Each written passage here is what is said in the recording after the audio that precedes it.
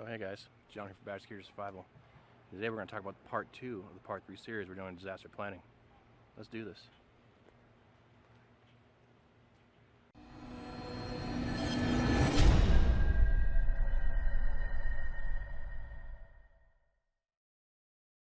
Hey guys, once again, this is part 2 of the part 3 series we're doing on disaster planning.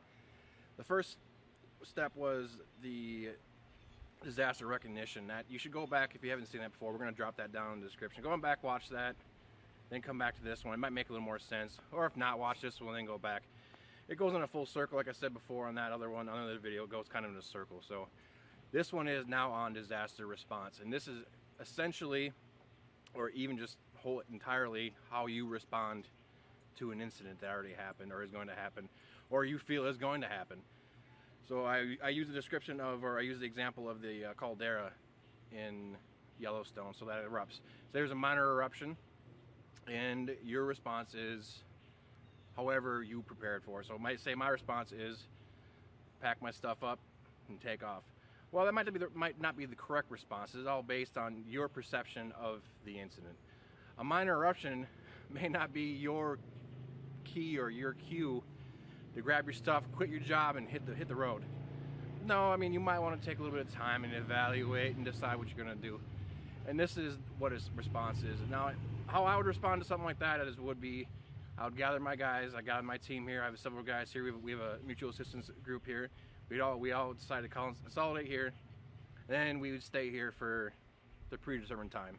And that is part of your response. That predetermined time for you to bug in, and then after your bug-in period, which should be your first step, is bug in.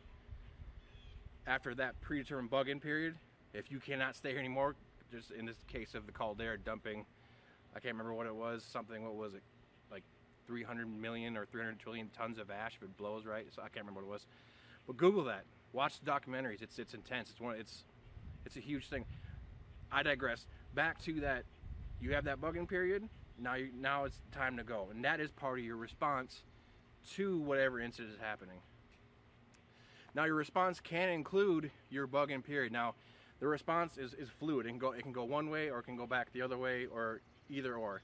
It can go into your recovery phase, which is going to be another video, or it can go back into your recognition phase, and that's fine.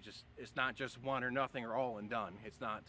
Once you hit that phase, don't be like, okay, well, John said it's response. I bugged in for 14 days. Now I gotta quit my job and bug out.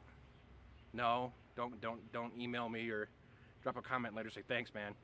No, you can go back, everything's stabilized, and go ahead and resume your normal operations, day-to-day stuff. And that's essentially what response is. It's how you react and how you decide you're going to react according to your plan. Now, your response, I should probably cover this. Your response isn't a knee-jerk, oh geez, oh my god, Yellowstone's erupting. No, now you should be like, okay, Yellowstone's erupting. Get on the line, get on some comms, get on your radios, because landlines might be locked or whatever, or cell phones might be locked. Get on your comm, then you do all that, then it's your response. It's not a knee-jerk. That you need to have plans in place for every situation, or a situation in general. I like to use a single as an example, but there are plenty of situations that could arise that could cause you to respond in any certain way. Hey guys, thanks for watching part 2 of the part 3 series in disaster planning. Go ahead and hit that like and subscribe button. You got any future ideas for some videos or some comments, throw them down below. We'll gladly take that into consideration. We love information to share information. We go ahead and check over to our badgersns.com website. Let us know how that's going over there, how you like that kind of stuff. A lot of cool blogs. We're going to have a store up and running soon with some cool gear on there. And until next time, make yourselves ready.